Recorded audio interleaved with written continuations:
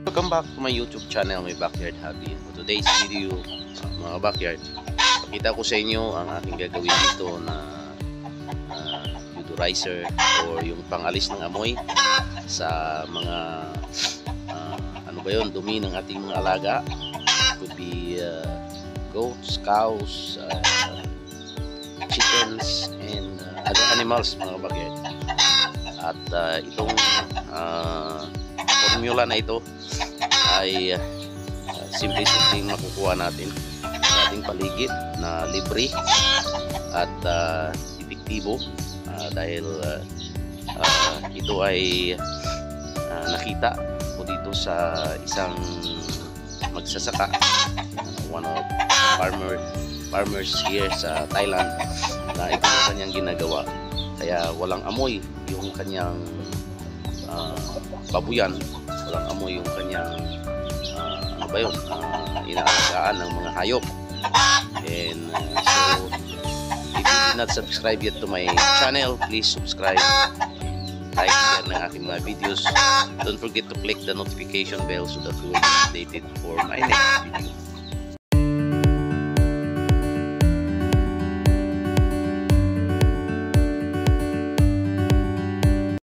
Mga backyard, ipakita ko sa inyo ang ating mga materialis na gagamitin dito sa fermentation, and this fermentation be about 1 month, mga backyard. And first ingredients na kailangan natin ay itong lemon, mga backyard. Yan. So itong lemon na to ay nakuha ko lang doon sa market, hindi natapon nila. So ginawa natin, nabubulok na yung iba, pero yung ginawa ko ay sinugasan ko to, tapos hinati ko sa gitna, and then ganyan nga karami, mga backyard. So siguro itong ano na to, itong balde na to na lalagyan ko container, siguro mga ano to, 100 liters probably, mga backyard. So ganun karami yung ating lemon.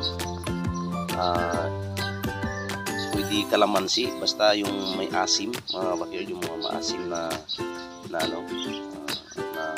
materials na ating gawin. Ayan yung ating materials. Tapos sunod ay yung ilagay natin dyan ay molasses. So may molasses tayo dito. So ito ay 20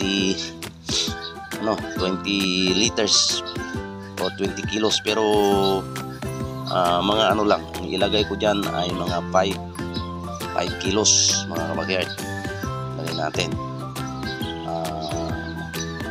Tapos mayroon tayo dito EM nila, mga backyard, itong extra microorganism, 1 litro to, mga backyard. So ito yung ihalo ko dito, and then siyempre kailangan natin yung tubig, mga backyard. So dito ko ihalo muna yung molasses para mahalo natin na ayos, and then ibuhos ko dito. Ito na yung EM pa rin, buhos ko dito at punuin ko itong ano na to, maapawan yung lemon natin. Ayan, mga backyard. So ano na natin, umpisa na natin, mga backyard. Tapos ko nang gawin ito, tapos ko nang ihalo yung EM at saka yung molasses. Saka make sure na mahalo nyo ng maayos, mga backyard. Tapos pagkatapos nyan, ano natin, kaberan lang natin. Tapos maybe twice a week i-mix natin hanggang matapos yung process. So 1 month pwede na natin magamit to, mga backyard, and up pwede natin ma-store ng matagal, mga backyard, no? And yung mixture naman sa kung gagamitin natin, spray natin sa ating shelter, sa dumi ng ating mga alaga is 2 baso sa 10 litrong tubig.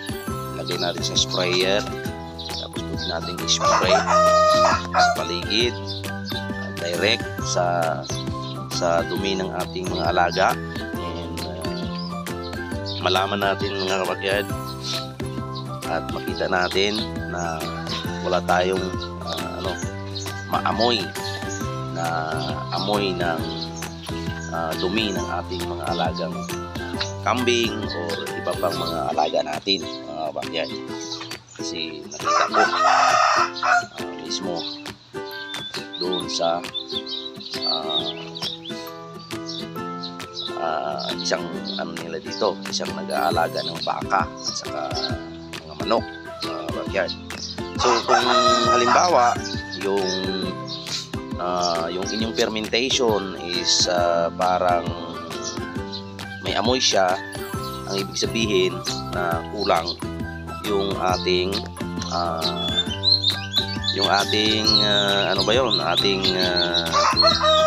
molasses. So kailangan dagdagan nyo lang yung molasses niya habang na makuha natin yung yung bango ng ating mixture ng fermentation, mga kabakyard. And after 1 month pwede na nating magamit ito, mga kabakyard. So yung gawin ko dito, dahil wala ko ditong nasira kasing cover nito, so ito yung gamitin ko, mga kabakyard, yung palanggana. At kailangan pala nasa shade siya, mga kabakyard, hindi naka-direct sa sunlight para hindi masira yung fermentation process nito. So yung EM is tutulong yon para parang magiging magiging pagkain ng mga good bacteria, mikrobyo na manggagaling dito sa limon, mga kabakyard. So yun yung mangyari sa ating fermentation, mga kabakyard. And then spray natin. Ito naman ay nakuha natin ng libre, yung pinili ko lang dito yung EM at saka yung molasses, mga kabakyard. So alam ko sa market yan sa atin pwedeng kalamansi, yung mga sira na tinatapon nila, pwede yun. Or I don't know kung yung sampalok, kasi siyempre maasim din yun. At iba pang mga bagay na maasim, pwede naman na i-mix ninyo yun lahat.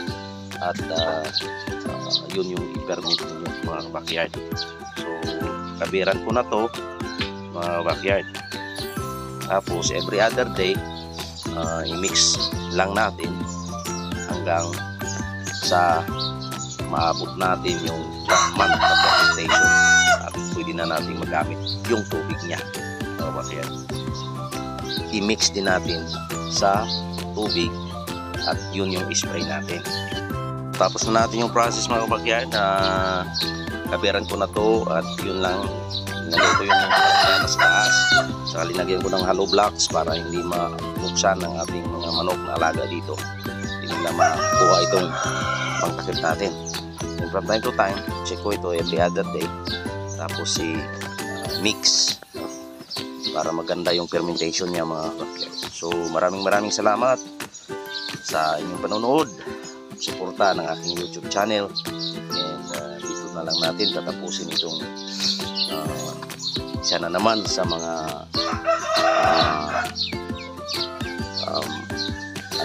magamit nating pang